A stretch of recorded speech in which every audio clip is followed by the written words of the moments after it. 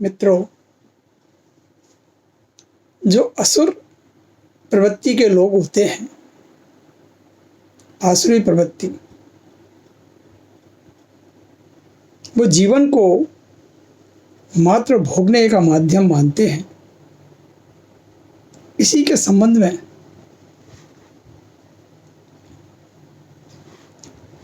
योगेश्वर भगवान कृष्ण गीता के 16वें अर्थात दैवासुर संपत्ति भाग योग नामक अध्याय पर चर्चा करते हैं। वो कहते हैं, भगवान योगेश्वर कहते हैं कि आसुरी प्रकृति वाले मनुष्य ये नहीं जानते कि उन्हें किन कर्मों में प्रवृत्त होना चाहिए और किन कर्मों से निवृत्त होना चाहिए, क्योंकि उनमें न तो शुचिता, न श्रेष्ठ आचरण और न ही सत्य पालन की भावना होती है। मनुष्य को प्रवृत्त उस कर्म में होना चाहिए जिसके आचरण या अनुशीलन से स्वयं के परिमार्जन की अथवा सृष्टि के कल्याण की संभावना बलवती होती है। इसके विपरीत जिस कार्य के आचरण से स्वयं का तथा सृष्टि का अकल्याण होता हो, वह कर्म निवृत्ति योग होता है।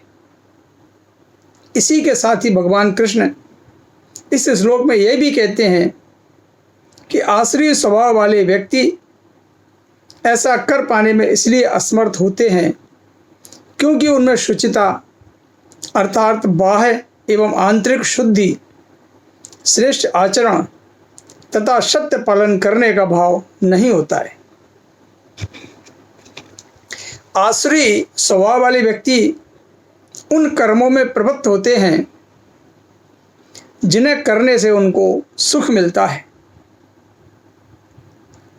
एवं जिन कर्मों को करने से उनको स्वयं का स्वार्थ, सद्धता नहीं दिखता, उन कर्मों से उनकी निवृत्ति होती है। अर्थात ऐसे कर्मों को करने से वे दूर रहते हैं। स्वाभाविक है कि जिसके लिए मात्र अपना स्वार्थ, अपना अहंकार और ऐशो आराम मुख हो जाते हैं, उसके लिए फिर धर्म, न्याय, नीति, सदाचार, परोपकार जैसी बातें गौड़ हो जाती हैं। श्री भगवान आगे कहते हैं कि चूंकि आसुरी वृत्ति वाले मनुष्य प्रवृत्ति और निवृत्ति यानी क्या करना है और क्या नहीं करना है, इन दोनों को ही नहीं जानते, इसलिए उनमें न तो बाह्य व आंतरिक शुद्धि होती है, नहीं वे ऐसा आचरण कर पाते हैं जिससे श्रेष्ठ या पवित्र कहा जाए। साथ ही वे निष्कपट, हितकर, सत्य भाषण एवं सत्य पालन से भी पूर्ण रूपेण विमुख होते हैं। ये लक्षण श्री भगवान आसुरी वृत्ति वाले मनुष्य के स्वभाव को ध्यान में रखकर गिनाते हैं। अर्थात असत्य प्रतिष्ठम ते जगदाहुरनीश्वरम अपर स्पर्श संभूतम किमतन्यकात्म हुते तुकम। अर्थात आसुरी प्रवृत्ति वाले मनुष्य कहते हैं कि यह जगत आश्रय रहित, सर्वथा असत्य, बिना ईश्वर के, अपने आप केवल स्त्री पुरुष के संयोग से उत्पन्न है। अतः केवल काम ही इसका कारण है। इसके अतिरिक्त इस संसार के होने का अन्य क्या कारण हो सकता है।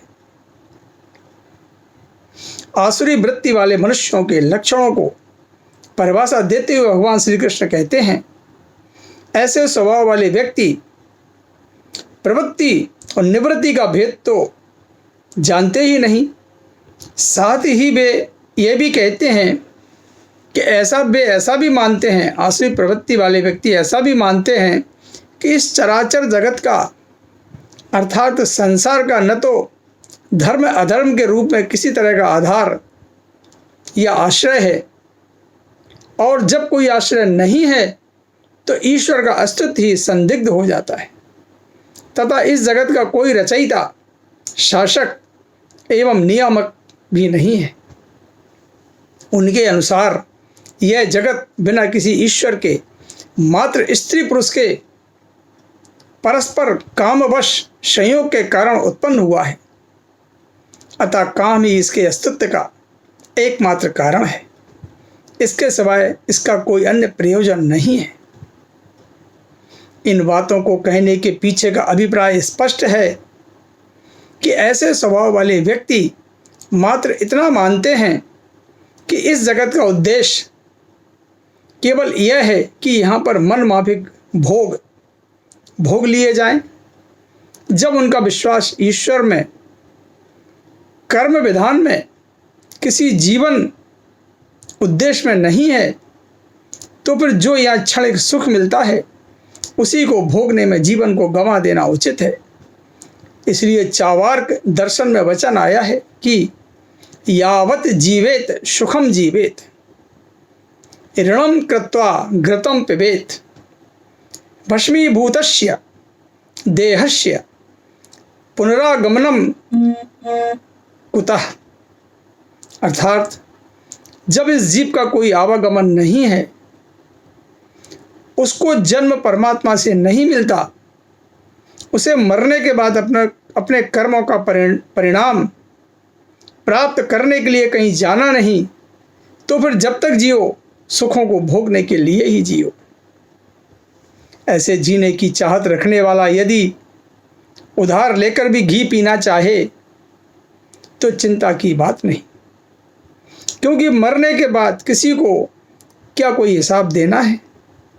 जब कोई हिसाब लेने देने वाला नहीं है तो फिर कर्मों को करने के साथ दायित्व के बोध की भी बात निरर्थक हो जाती है।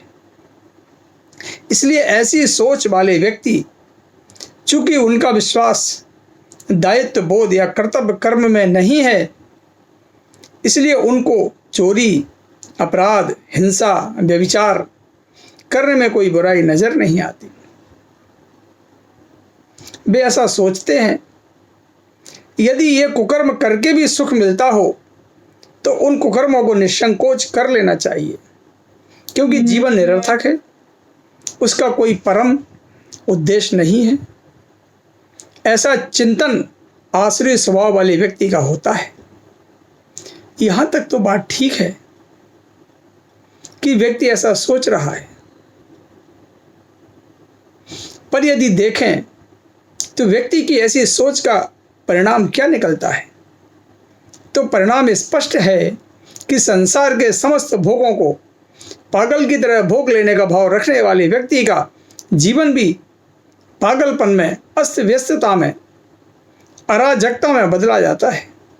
दैवी संपदा से युक्त व्यक्ति का जीवन एक दिशा, एक लक्ष्य, एक उद्देश्य के लिए समर्पित होता है। इसलिए उसके जीवन में एक संतुलन, एक संगीत, एक सार्थकता देखने को मिलती है। इसके विपरीत जगत के अस्तित्व को निरर्थक समझने वाले आसुरी संपदा वाले व्यक्तित्व का जीवन लगभग विक्षिप्त के समान हो जाता है। उनके जीवन में न कोई दिशा है, न कोई गंतव्य है। वासना का एक झोंका आता है और वे उसको पूर्ण करने के लिए निकल पड़ते हैं। अभी इस दौड़ से मुक्ति मिली नहीं कि वे एक दूसरी दौड़ में लग जाते हैं। जीवन उनके लिए एक भाग दौड़, एक कभी ना पूर्ण होने वाली प्यास में बदल जाता है।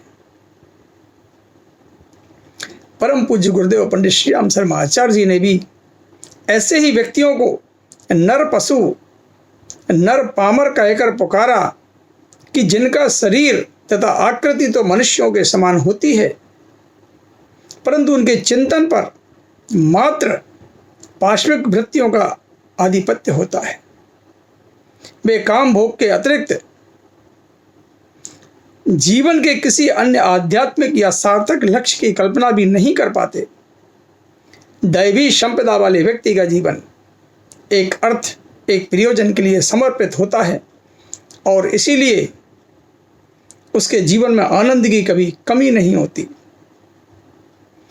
परंतु आसुरी व्यक्ति का जीवन क्षणभंगुर भोगों को भोगने में ही चला जाता है और इसलिए उसके जीवन में अराजकता तथा विक्षिप्तता की कमी नहीं होती। मित्रों, ये कुछ लक्षण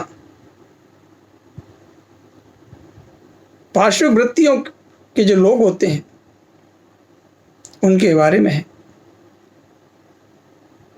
अखंड ज्योति, मार्च 2021।